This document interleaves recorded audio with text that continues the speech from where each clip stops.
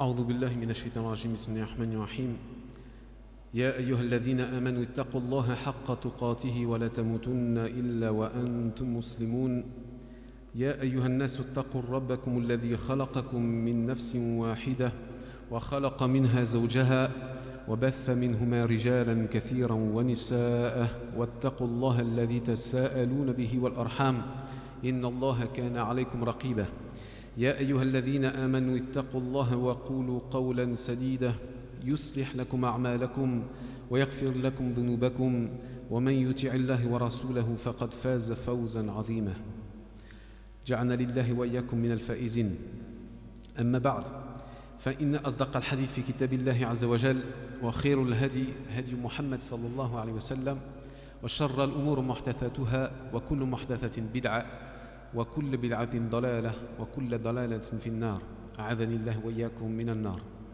أحبتي في الله أحييكم بتحية الإسلام فتحية الإسلام السلام فالسلام عليكم ورحمة الله وبركاته. Je remercie tout d'abord en premier lieu l'invitation qui m'a été fraternellement adressée dans cette mosquée de Gennevilliers pour laquelle je viens pour la première fois, même si à force de rencontrer les croyants et de les voir un peu dans beaucoup de villes, on voit les villes où il y a des efforts et, machallah, où le travail a été entamé. Et avant de rentrer dans le vif du sujet, je voudrais vraiment attirer votre attention sur l'importance et la chance que vous avez d'avoir une mosquée qui vous permette d'assister à des rappels, à des doros, à l'heure où notre communauté vit un moment exceptionnel de sa spiritualité, qui est donc le mois de Ramadan, comme vous le savez, et sur lequel il faut véritablement redoubler d'efforts. Avant de rentrer dans l'introduction, Inch'Allah Ta'ala, je vais faire une petite rectification, Inch'Allah. Je vais me présenter. En premier lieu, je suis votre frère Mohammed François. Choisissez soit Mohammed, soit François, soit Mohammed François. Je suis natif de Tours, en Indre-et-Loire. C'est à 250 km d'ici. J'ai 43 ans et parallèlement aux quelques activités de prédication, donc je ne suis pas imam, je suis prédicateur et encore, on est des simples conférenciers, des simples rappeleurs. Je suis sur le plan professionnel éducateur spécialisé depuis près de 20 ans et d'une façon générale, la jeunesse et la réalité de ce que nous vivons en dehors des murs de cette mosquée et des mosquées de France m'interpellent à plus d'un titre et nous y reviendrons, Inch'Allah. De façon à ce que dans la façon que nous avons de transporter, de véhiculer les messages, il me semble important que les messages religieux, les durous, les conférences et le maw'idat, ils ne soient pas coupés de la réalité. Parce que des fois on présente les choses avec les textes, on va en parler, et puis il y a ce qui se fait dehors, la réalité de ce que notre jeunesse vit, la réalité de ce que nous vivons au quotidien, avec nos difficultés, nos doutes, nos fragilités, nos faiblesses. Mais c'est sur la base du rappel que nous allons, bi'idhnillah ta'ala, nous entraider les uns les autres à la bienfaisance et au rappel. قال الله جل في علا وتعاونوا على البر والتقوى ولا تعاونوا على الإثم والعدوان. Entraidez-vous tous ensemble au bien et à la piété, ne vous entraidez pas au péché et à la transgression. Je vais traduire les versets qui ont été cités en termes d'introduction. Dieu nous dit dans une traduction approximative: ô vous les croyants, craignez Allah comme il doit être craint et ne mourrez qu'en étant en pleine soumission. Ô vous les hommes, craignez votre Seigneur qui vous a créé d'un seul être et a créé de celui-ci son épouse et qui de ces deux-là a fait répandre sur la terre beaucoup d'hommes et de femmes. Craignez Allah au nom duquel vous vous implorez les uns et les autres et craignez donc de rompre les liens du sang. Certes, Allah vous observe parfaitement. Ô vous qui croyez, craignez Allah et parlez avec droiture afin qu'il améliore vos actions et vous pardonne vos péchés. Quiconque obéit à Allah et à son messager obtiendra certes une grande réussite. Et la meilleure parole est la parole d'Allah Azza wa Jal, et la meilleure guidée est la guidée de Mohammed sallallahu alayhi wa sallam. La plus mauvaise des choses en religion est la nouveauté et l'innovation. Et toute nouveauté est une innovation, et toute innovation est un égarement, et tout égarement est destiné à l'enfer, qu'Allah Azza wa Jal nous en préserve. Ahibbati fillah, Inch'Allah Ta'ala, je vais rappeler donc la thématique qui est donc le mois du renouveau, le mois, une période dans laquelle nous nous trouvons, dans laquelle nous venons de rentrer dans la deuxième quinzaine. Et il est important de faire une exhortation dans ce sens. Et je ne peux pas vous parler de ce sujet-là sans faire abstraction du temps, du climat dans lequel nous vivons. Je vous donne un conseil, c'est un conseil fraternel que j'essaie d'adopter à moi-même. La chaleur, la lourdeur, l'extrême chaleur que nous sommes en train de vivre est quelque chose qui se vit sur le plan de son intimité. À force d'entendre que c'est difficile, on va peut-être perdre une valeur de notre jeûne. Il faut supporter et se taire. Il faut supporter et se taire. Vous savez pourquoi ? Parce que si on regarde l'état climatique tel qu'il est, en dehors de la question de la couche d'ozone, de ce que vous pouvez savoir, il suffit tout simplement de se rappeler que l'enfer respire 2 fois par an. Et que cette chaleur, elle est srouniya. C'est Jahannam qui te nefes, c'est l'enfer qui respire. Et que quand tu ressens la chaleur en toi, quand tu sens une fatigue, quand tu sens que tu es dans un état difficile dans ton être, dans ta spiritualité, dans ton corps, il faut se rappeler que ce n'est rien. Wallahi, ce n'est rien.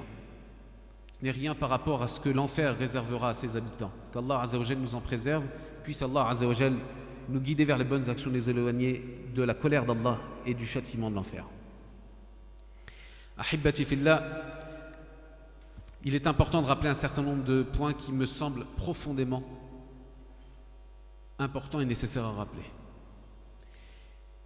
On va parler d'un certain nombre de points qui seront argumentés par les textes, le Coran et la Sunna, mais nous allons parler aussi sur la base de la réalité de ce que nous vivons tous les jours. Allah Azza wa Jal, je vous le dis et ce n'est pas moi qui vous le dis, n'a aucun besoin que nous puissions couper notre nourriture et notre boisson et nos relations charnelles s'il n'y a pas de changement.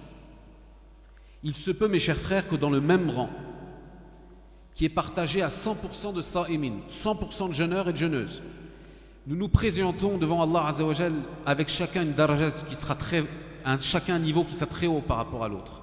Nous accomplissons tous les mêmes rites, la même prière, le même jeûne, la même abstinence.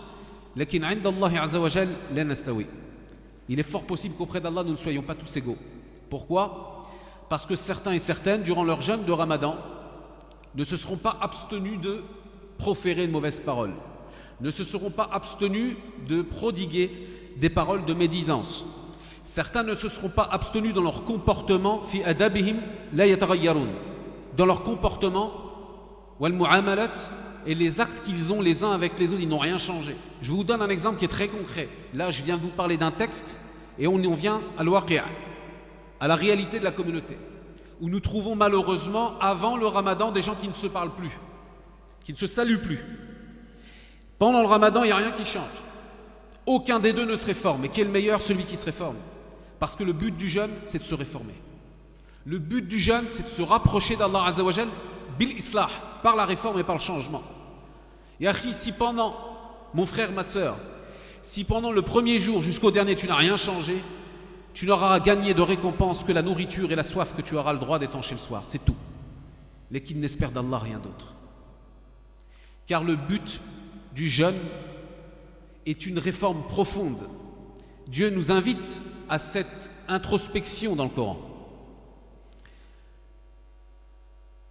Allah Azza wa Jal nous invite à plusieurs reprises à cette introspection, à aller fouiller au fond de notre âme. Vous savez, on peut avoir n'importe quelle posture entre nous. On peut discuter. Dans les relations sociales, au sein d'une même famille, on peut ne pas se connaître. La vraie valeur que nous avons, elle est connue que d'Allah. Certains pieux prédécesseurs, certains compagnons, lorsqu'ils jeûnaient, là je parle en dehors du Ramadan, lorsqu'ils jeûnaient, ils le cachaient à leurs femmes. Et ça, c'est ce qui manque dans la communauté. Et je le dis d'une façon extrêmement fraternelle. Nous restons sur la limite de la posture extérieure. Mais l'intériorité, on l'a négligée. Et c'est la chose la plus importante. Et c'est la raison pour laquelle je décrirai trois actions qui, pendant ce mois de Ramadan et en dehors, sont des actions destructrices. 3 actions qui sont des actions comme étant considérées comme des actions protectrices. Et 3 actions qui sont considérées comme étant des actions expiatrices, mukaffirat, c'est-à-dire qui vont expier les péchés. Lakin, mes chers frères, nous ne pouvons pas nous passer de rappeler que pour toi comme pour moi, à chacun d'entre nous est concerné, frère, sœur, quel que soit ton âge, ton niveau social et ton niveau intellectuel, le changement est nécessaire. Peut-être que pendant la première quinzaine, au moment où je suis en train de parler, certains ont négligé le ramadan. Peut-être qu'ils se disent, je ne me suis pas levé une seule fois au subh, j'ai pas lu beaucoup de Coran, etc. Wallah, ne désespère pas, c'est maintenant que ça commence. Ne perds pas de temps. Nous, on perd beaucoup de temps à faire des constats, il faut agir. Si tel est le cas, alors commence à agir. N'aie pas peur, il reste encore une moitié si tu es vivant. Et si tel est déjà le cas, alors augmente ta capacité de lecture, augmente ta capacité de rapprochement de nawafil dans le troisième tiers de la nuit. Mais ce qui est très important, c'est que nous ne pouvons pas couper ce qui nous est demandé de la part d'Allah Azza wa Jal avec la réalité du comportement que nous devons avoir les uns avec les autres. Je citerai un exemple. Vous savez que vous allez, moi il m'est arrivé à plusieurs reprises, d'aller dans les pays musulmans, il n'y a jamais autant de bagarres que pendant le Ramadan, que pendant le mois de Ramadan. Parce que le wahid il est tel, on va appeler ça, je vais appeler les mots tels qu'ils sont. Il y en a qui sont toxicomanes sans le savoir. On croit que la toxicomanie ne concerne que des substances illicites. Oui, le shit, l'héroïne, etc. C'est indiscutable. Il y a une autre forme de toxicomanie auquel il faut se détacher, celle qui nous lie par exemple à la consommation excessive du café. Et certains, quand ils n'ont pas un café dans la journée, ça devient des shayatines ambulants. Lorsqu'ils sortent dehors, à chaque coin de rue, c'est, comme disent les jeunes, c'est une embrouille assurée. Qui paye la facture? La femme, les enfants, les voisins, le mari. Alors que le mois de Ramadan est le mois de la réforme. D'autres formes de toxicomanie, mes chers frères et mes chères sœurs, et là c'est peut-être, d'une façon exagérée peut-être, mais un peu plus adressé peut-être à la gente féminine, tout ce qui est lié aux séries télévisées. Les gouvernements arabo-musulmans ont une tactique qui est souvent commune pour la plupart d'entre eux. C'est qu'ils mettent dans l'heure qui précède le fautour toutes les séries qui consistent à distraire la communauté. On va vous mettre des séries qui vont vous faire rire, qui vont vous détendre, alors que les derniers temps, les dernières minutes qui vous séparent de jeûne au fautour, ce sont des moments de réflexion, ce sont des moments de méditation, ce ne sont pas des moments d'humour, ce ne sont pas des moments de rigolade. C'est des moments dans lesquels on se rapproche d'Allah Azza wa Jal. Comment pouvons-nous être schizophrènes à ce point-là? Comment pouvons-nous dire, lorsque nous expliquons aux musulmans que le jeûne, pour nous, 90% des musulmans, quand ils parlent aux non-musulmans, ils disent, vous savez, nous, le jeûne, le ramadan, c'est pour penser aux pauvres, etc. Et akhi, je te vois sortir d'Auchan, ton frigo, il est rempli à 10 fois plus qu'il n'en a besoin, tu viens me parler des pauvres. Alors que nous savons tous que quand on mange le soir, el-qalil yakfi, le peu, il suffit. Mais nous sommes des consommateurs et on ne veut pas l'admettre. Nous tombons dans les pièges. Et ça a un rôle, vous allez me dire pourquoi tu parles de ça? Parce que la consommation, elle a un rôle dans la spiritualité. Je vais vous donner un exemple qui est très concret. Priez le maghrib, yani, vous coupez le jeûne et vous mangez, parce qu'il vous est autorisé de manger, en attendant de faire la prière du maghrib. Le repas est posé sur la table et là vous mangez, à outrance. Vous allez voir la prière du maghrib, quand elle va être très lourde, sur le plan spirituel et sur le plan physique.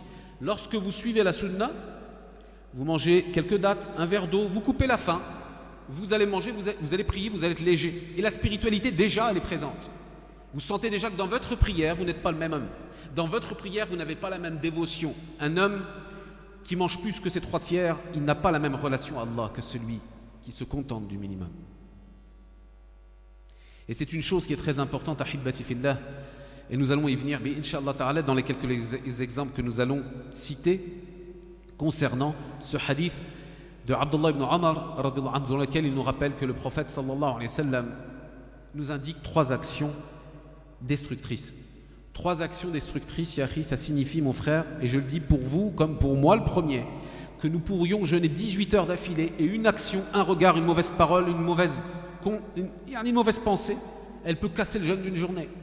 Et ça, on croit chez nous que le comportement, il n'a rien à voir avec la spiritualité. Bil'aks, le comportement, il est lié à la spiritualité.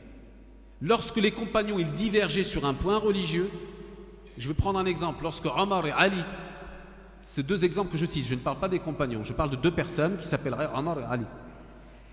L'exemple idéal, ce serait que Omar, lorsqu'il diverge avec Ali, il espère que Ali ait raison. Et que Ali, lorsqu'il diverge avec Omar, il espère au fond lui-même que Omar ait raison. Nous divergeons en espérant toujours avoir raison, nous-mêmes, quitte parfois à avoir tort. Puisqu'il ne faut pas défendre sa personne, il faut défendre la vérité. Donc il faut être extrêmement prudent sur le fait de se préserver de ces 3 actions destructrices. Le prophète sallallahu alayhi wa sallam cite: la première des actions destructrices consiste à obéir à une avarice. Obéir à une avarice. C'est-à-dire qu'en l'occurrence,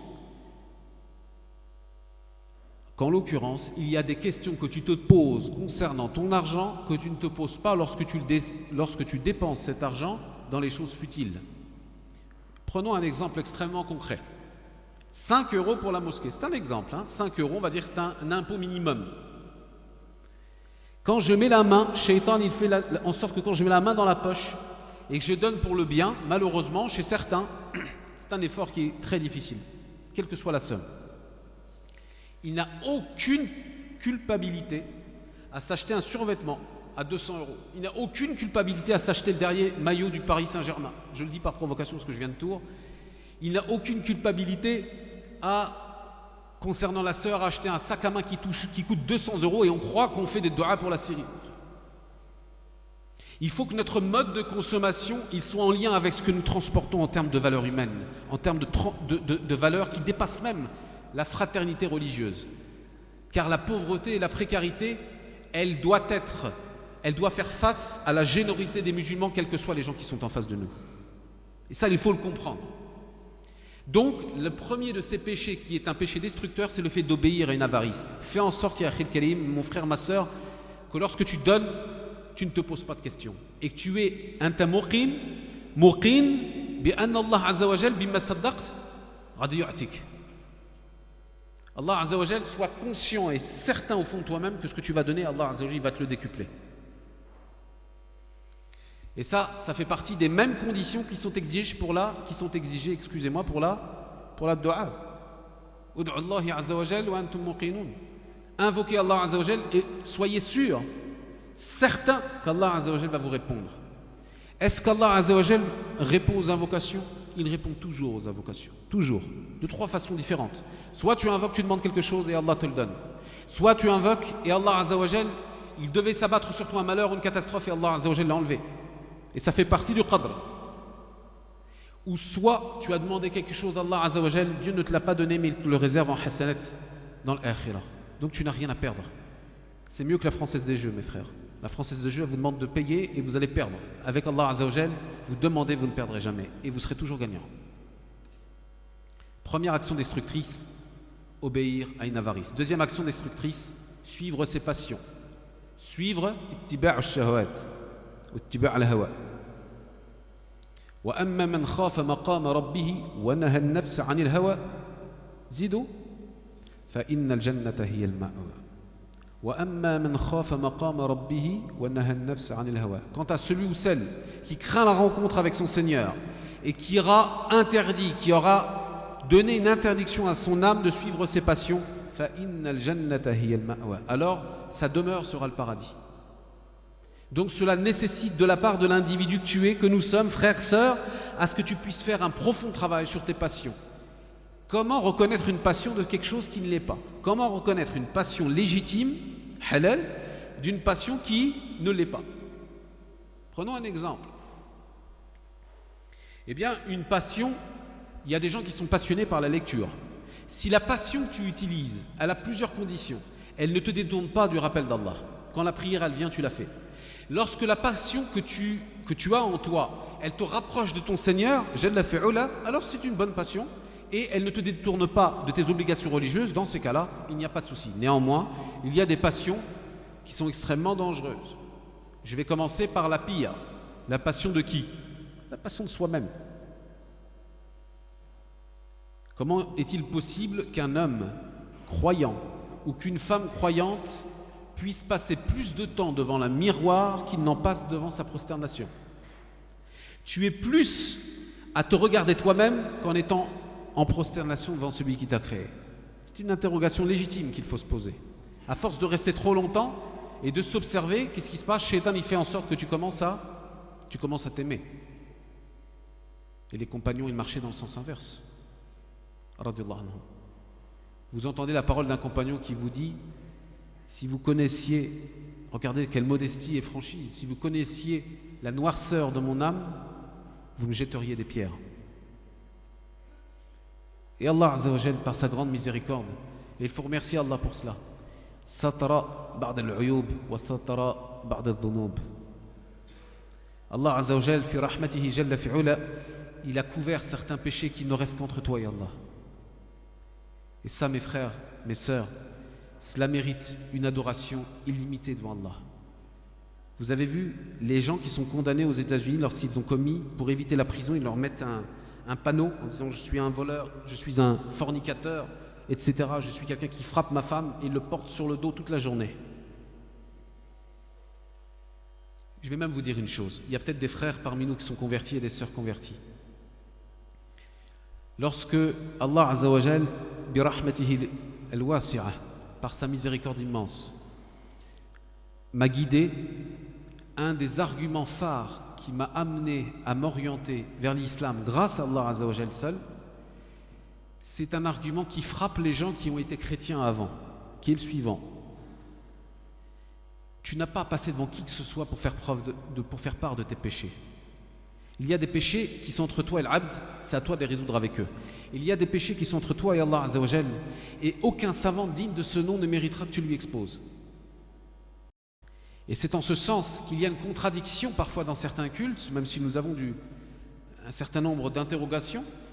Moi, quand j'étais jeune et que j'allais à l'église, je me dis mais il y a quelque chose qui ne va pas dans tout ça là. Le monsieur qui m'écoute, que je ne vois pas d'ailleurs, parce que même lui il est mastour, même lui il a le hijab, on ne le voit pas le curé quand on rentre dans le presbytère, et que vous lui parlez de vos péchés, celui qui vous écoute, il est peut-être pire que celui qui parle. Et s'il se lève du bon pied, il me pardonne. S'il s'est levé de mauvaise humeur, mon frère, tu peux préparer les fagots de l'enfer. Elle est où la logique dans tout cela? Justement, ce qui fait la force de l'islam, c'est ce lien direct entre la créature et le créateur, Azza wa Jal. Donc, deuxième action destructrice, qui consiste donc à suivre ses passions, et donc il en est de certaines passions qui sont destructrices, et parmi celles qui peuvent être citées également, le fait de suivre ses passions dans le fait de... Même dans la religion, des fois, certains y suivent leurs passions. On croit que parce qu'on est dans le champ religieux, les hawa sont sortis. Là, vous avez des gens qui argumentent des positions juste par rapport au fait que ça les arrange, par rapport à leur passion personnelle, et non pas par rapport à la fidélité des textes ou à ce que Dieu et son prophète sallallahu alayhi wa sallam attendent de nous. Et en ce sens, c'est un problème. Parce que la passion n'a aucune place dans un hukum, la passion n'a aucune place dans un décret religieux, et elle n'a aucune place dans une fatwa. Qu'en est-il alors, mon cher frère, ya Abdullah, de ceux et de celles aujourd'hui qui transportent des idées alors qu'ils n'ont même pas le niveau théologique de pouvoir les porter, qui ne savent même pas lire Surat al-Fatiha sans faire 3 fautes, et qui persistent à vouloir adopter une attitude, non pas pour Allah, mais parce que c'est une posture. Parce que c'est une posture. Parce que ça fait bien de prendre la position la plus difficile pour être sur le plan religieux. C'est faux. Ce que l'islam autorise, il l'autorise. Ce qu'il interdit, il l'interdit. Et inversement, certains se permettent d'autoriser aujourd'hui, pour plaire à certains, des positions religieuses pour pouvoir mieux passer. Ceci n'est pas possible. L'islam, il n'a qu'une couleur. Je ne vais pas faire référence à cette tentative de réforme qui est vouée à l'échec, puisque l'islam, dans son essence, il est clair. Et bien évidemment qu'il y a bien des objets à divergence. Les savants sont là pour réfléchir à notre place. Nous ne sommes que d'éventuels élèves. Troisième action, bien évidemment, qui détruit, le prophète sallallahu alayhi wa sallam en a parlé, qui détruit les actions, c'est être prétentieux. Al-kibr, al-riya ou al-kibr. Le fait que lorsque quelqu'un a la prétention, il fait quelque chose de bien, il le dit toujours.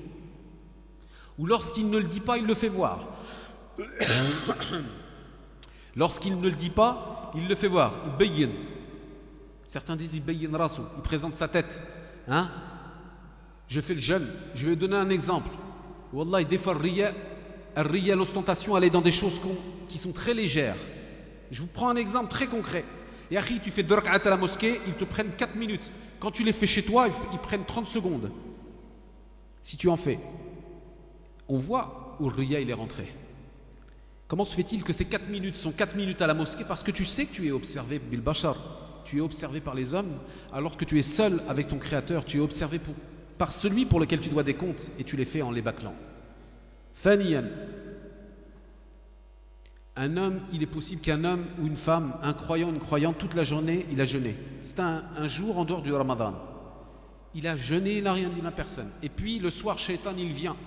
Parce que Shaitan, la'anahullah, il coule dans nos veines comme le sang qui coule. Il coule en nous comme le sang qui coule dans nos veines. Et il faut en être conscient de ces choses-là. Même si pendant Ramadan, Shaitan, il n'est pas là, il arrive que l'élève, il a dépassé le maître. Qu'en l'occurrence, nos égos, ils aient dépassé le maître, tellement que Shaitan, il nous accompagne toute l'année. Lakin al-asaf, malheureusement, parfois, Shaitan, il vient à la dernière minute. Et c'est ce qu'il fera même pour certains individus, qu'Allah Azza wa Jalla nous en préserve, lorsque il y aura le dernier moment du souffle. Certains, ils vont même pas réussir à faire shahada, qu'Allah nous en préserve. C'est pour ça qu'on va mourir avec ce qu'on aime. Et qu'on va mourir avec ce qu'on aime en bien, et on va mourir avec ce qu'on aime en mal. Man ahabba khayran mata fih, wa man ahabba sharran mata bih. Kama yaqulu sha'ir. Comme dit le poète, il dit celui qui aime le bien, il va mourir par le bien. Quant à celui qui aime le mal, il va mourir par le mal. Le jeûneur, toute la journée, n'a rien dit à personne. Il est 20h59, on coupe le jeûne à 21h02. C'est un exemple. Il est au premier rang de la mosquée. Il reste 2 minutes, il n'a rien dit à personne, même sa femme n'est pas au courant. Et Shaitan, il va venir à ce moment-là. Vous savez comment ? Il va sortir son petit sopalin. Il va demander un sopalin au responsable de la mosquée. Yallah, zidliya tamra. Il va mettre la tamra devant lui et tout le monde aura vu qu'il a jeûné.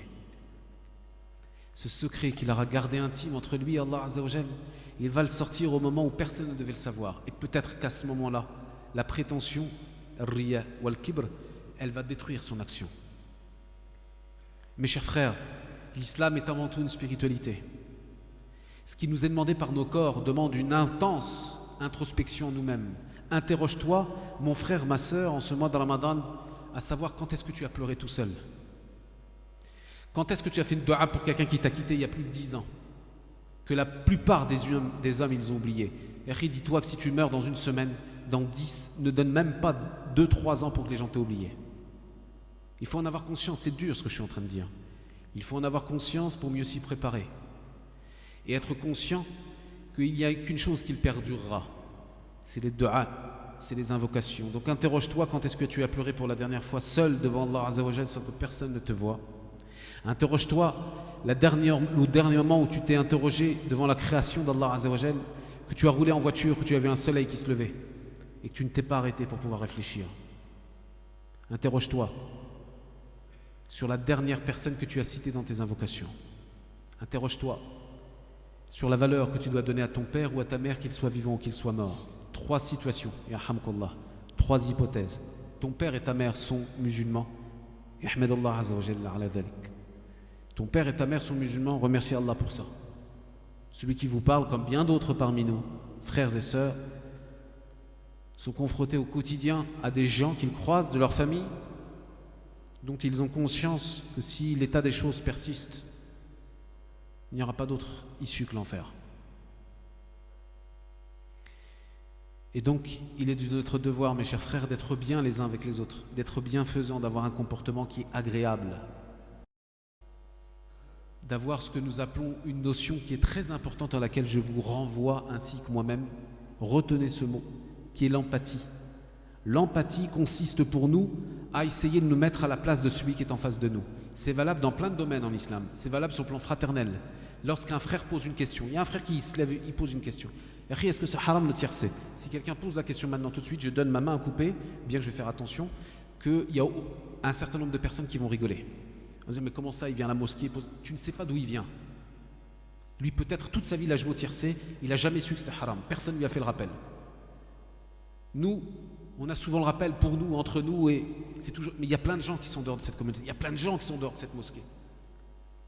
Je voudrais faire une petite parenthèse sur cette jeunesse qui est tant décriée, que je fréquente tous les jours. Il y a beaucoup de nos gamins qui sont en train de souffrir. Avant de savoir si un jeune ou une jeune est en état de toxicomanie, il faut se poser la question de savoir comment ça se fait qu'il en est arrivé là. Il y a des raisons à cela. Ça ne les légitime pas sur le plan religieux, mais ça demande de notre part de l'empathie pour pouvoir mieux s'adresser à lui dans notre da'wah. Et c'est ainsi que le prophète sallallahu alayhi wa sallam ne s'adressait pas de la même façon à n'importe qui. L'islam, c'est pas un filet aux fiches, excusez-moi de l'expression, c'est pas le flunch. Tu dois t'adapter à la psychologie que tu as en face de la personne que tu as en face de toi, même si le contenu que tu vas délivrer sera le même. Mais tu dois tenir compte de son histoire.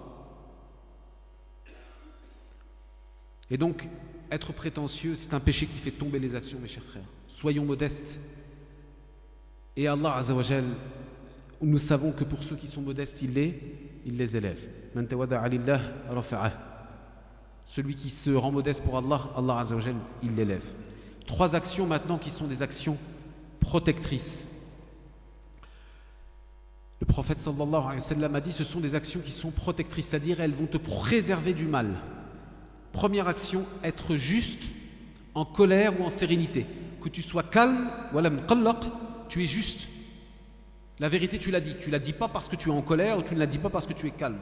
Tu restes juste dans ta façon d'observer les choses. Et là, je vous invite en tant que papa, je vous invite en tant que maman, et là je reviens, vous avez vu que je fais beaucoup d'allers-retours dans l'éducation, mais l'éducation, c'est notre vie de tous les jours. Je vous invite à vous excuser auprès de vos enfants. Il arrive parfois que nous ayons tort. Comment voulez-vous que nos enfants puissent se construire comme étant des adultes accomplis qui sont capables de demander pardon plus tard alors qu'ils n'ont jamais vu leurs parents le faire? Si tu as eu un tort vis-à-vis de ton fils, tu t'excuses.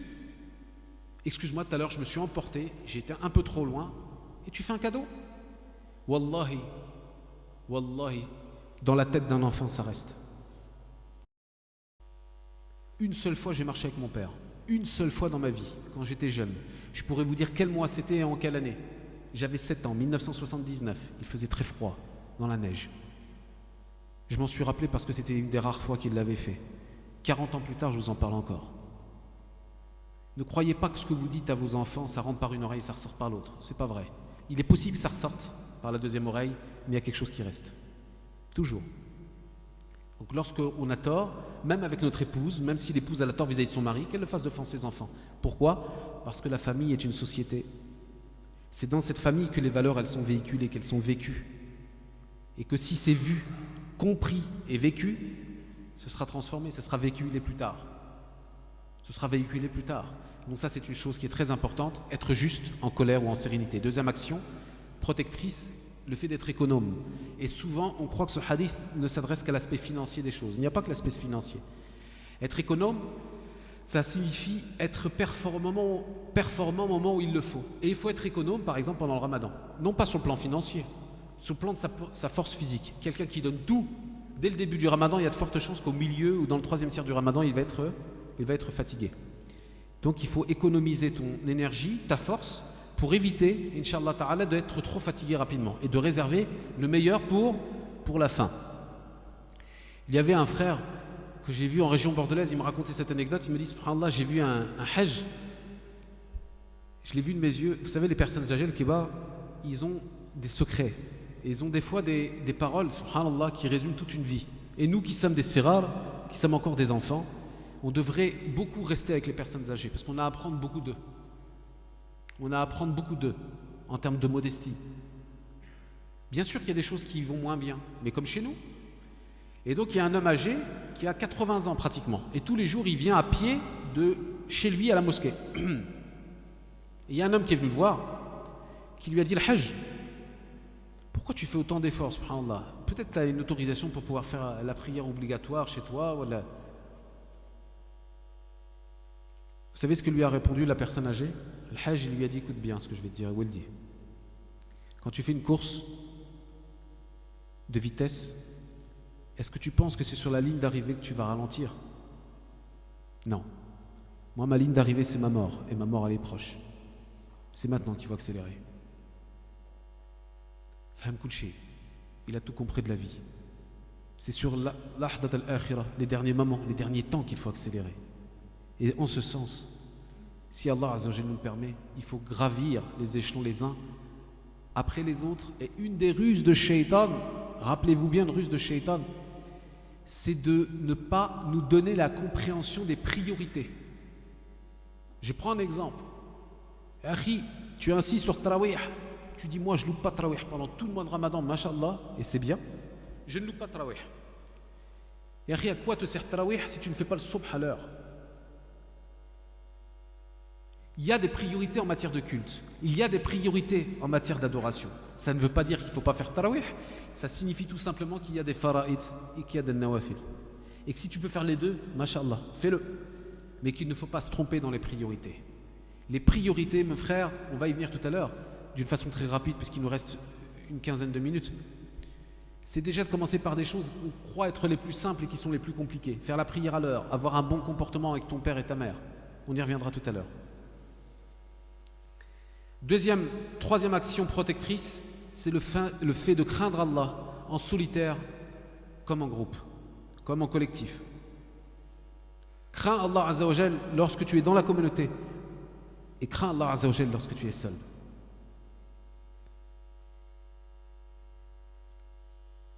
Je vous invite à faire une introspection de vos journées. Le soir, de réfléchir, vous prendre 3 minutes de mutisme. Parlez avec personne. Isolez-vous de vos femmes et de vos maris. Et réfléchissez sur ce que vous venez de vivre dans la journée, sur ce que vous avez entendu, sur ce que vous avez fait, sur les éventuelles erreurs que vous avez accomplies. Et terminez votre journée par un repentir. Fatoubu ila Allahi tawbatan nasuha. Asa rabbukum an yukaffir ankum sayi'atikum wa yudkhilakum jannat.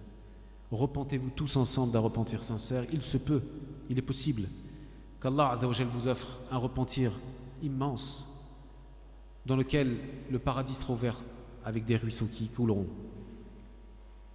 Cette introspection, elle ne doit pas être faite pour dire j'ai médité.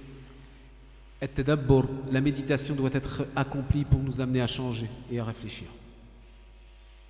Craindre Allah en solitaire comme en groupe. Celui qui craint Allah seul, il est sincère. Celui qui craint Allah seul, dalil annahu mukhlis. C'est une preuve selon laquelle Allah Azza wa Jalla lui a donné la sincérité. C'est un combat de chaque instant, de chaque moment.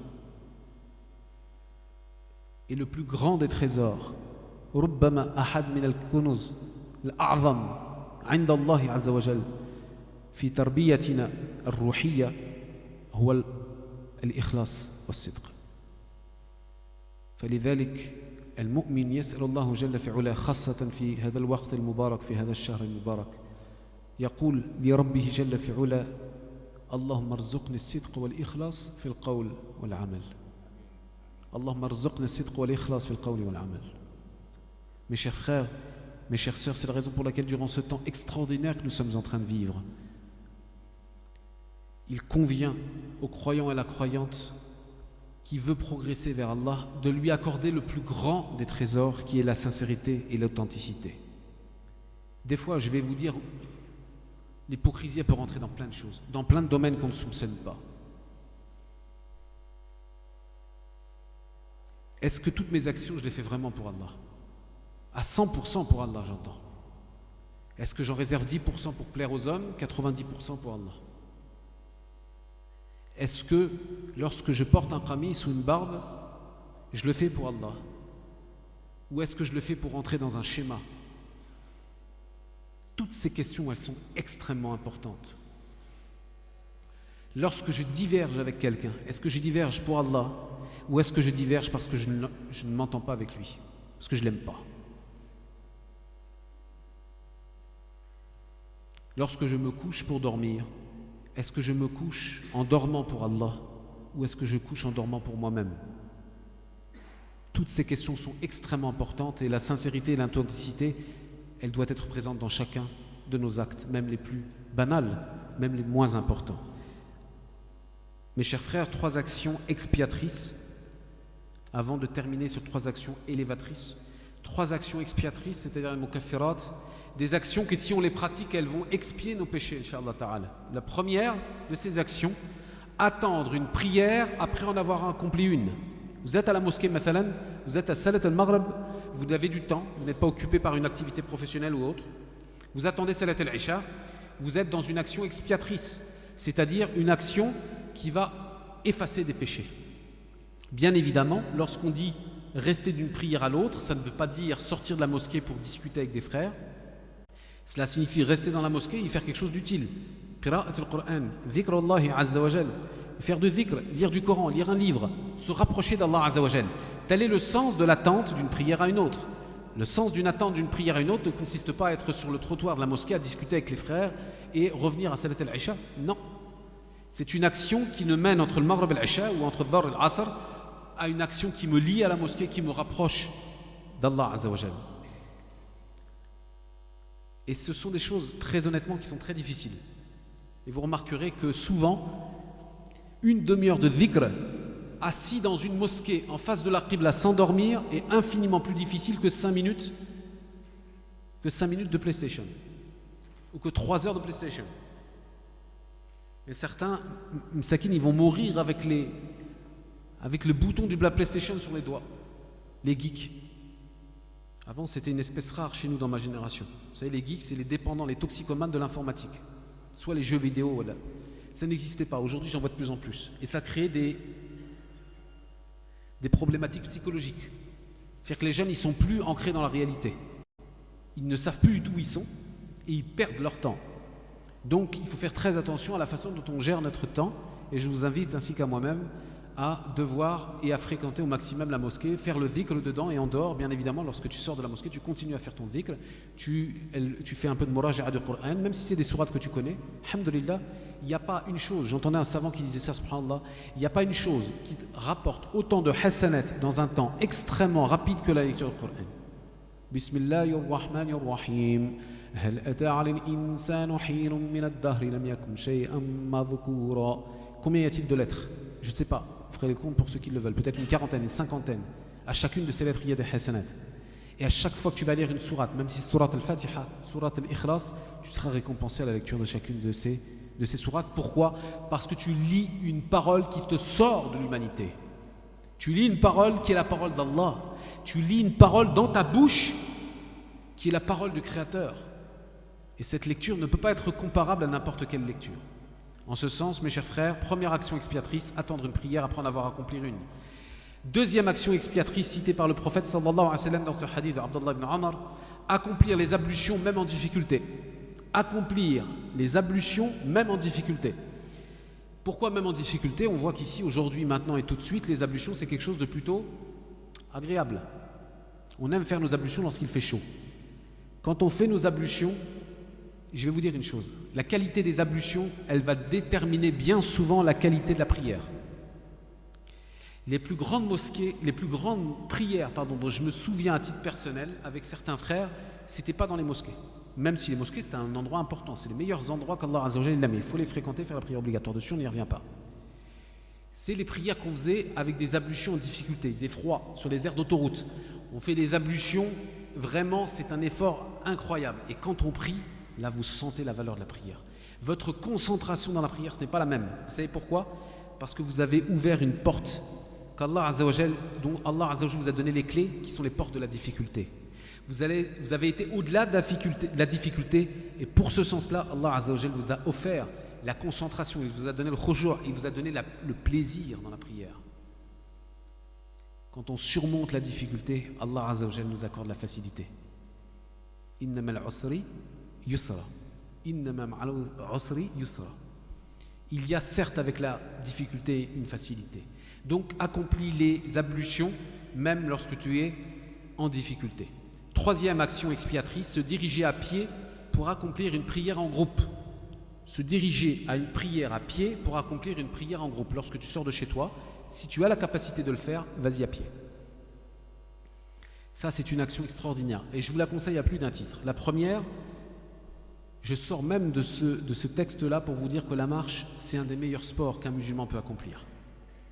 La marche, beaucoup de poètes en ont parlé d'ailleurs.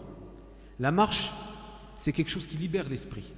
Quand on marche beaucoup, on réfléchit beaucoup. Et souvent à des choses très peu futiles. Donc je vous conseille la marche. Utilisez la marche. Prenez des endroits où il y a la nature. Aérez-vous la tête. Et en plus, si cette marche s'inscrit dans un aller vers une mosquée ou vers une prière en groupe, à chaque pas, Allah Azza wa Jal, il va t'élever de 10 darajat, il va t'accorder 10 hasanat et il va te pardonner de 10 péchés. Al-Mashi. Il est le masjid, li salat il-jama'a. Le fait de marcher à la mosquée pour une prière accomplie en commun. Faites-le. Et puis lorsque vous arriverez et vous aurez les jambes lourdes, vous saurez pourquoi vous faites la prière. Parfois on vient en voiture, on habite à 300 mètres, on vient, on sent rien. Ni dans le fait de venir, ni dans la prière. Tout ce qui nécessite un plaisir en termes d'adoration nécessite avant un sacrifice. C'est une formule mathématique assez claire. La difficulté dans l'accomplissement d'une adoration va ouvrir la porte à une facilité et à un plaisir. Les 3 dernières actions élévatrices, donc, ce sont des actions qui élèvent vers Allah Azza wa Jal en ce mois de Ramadan, qui est le mois du changement, et donc consistent parmi ces actions à nourrir ceux qui ont besoin d'être nourris. Nourrir ceux ou celles qui ont besoin d'être nourris. En ce sens, il nous est tous arrivé d'avoir extrêmement soif. Imaginez-vous que vous êtes au milieu d'un désert. Qu'est-ce que vous donneriez à celui qui vous apporte un verre d'eau? Vous lui donneriez beaucoup de choses pour le remercier. J'étais il y a quelques semaines à Clermont-Ferrand et j'ai incité un certain nombre de frères, parce qu'on oublie malheureusement, et ça fait partie des choses sur lesquelles il faut se réformer. Je parle ici des prédicateurs, des imams, de ceux qui font les khutbah. C'est une chose auquel il faut penser. Ce n'est pas parce que 95% de la communauté fait le ramadan qu'il faut négliger les 5% qui ne le font pas. Et croyez-moi, il y a une frange de notre communauté qui ne peut pas jeûner pour des raisons médicales, et il ne faut pas les oublier. Moi, j'ai eu un jeune à la fin d'une conférence qui est venu me voir et je conseillais des actions dans ce mois de Ramadan, et ce jeune est venu me voir en pleurs. Wallahi, ra'aytu fi wajhihi al-sidq. Jaa ilayya bil-buka. Je vais parler un petit peu en arabe rapidement. قال لي أنا لا أستطيع أن أصوم لأنني مريض. ما هي النصيحة لكي أحول أن عمل في هذا الشهر لكي أدرك أجر الصائم. وهو كان يبكي بكاء شديدا سبحان الله. Ce jeune est venu vers moi en me disant, voilà, indiquez-moi s'il vous plaît des actions, parce que je ne peux pas jeûner pour des raisons médicales, et je voudrais savoir quel type d'action vous conseillez pour pouvoir rattraper peut-être les hasanat que je n'ai pas en n'ayant pas la possibilité de pouvoir jeûner. Ce jeûne m'a touché profondément, et je conseille à ceux qui ne jeûnent pas, ceux qui ne peuvent pas jeûner, d'être présents avec les hujjaj. J'ai vu que votre installation, mashallah, en bas, elle est au top concernant les gens qui viennent manger, d'être présent, d'être celui qui va donner le verre de lait, de celui qui va adresser les dates. Man aftara sa'iman falahu ajru sa'im walau lam yuftir walau lam yasum walau lam yasum. Même s'il n'a pas pu jeûner, miskin, pour des raisons médicales, il a la récompense de celui qui a jeûné lorsqu'il lui apporte à manger. Soit celui qui va vers les actions de khir.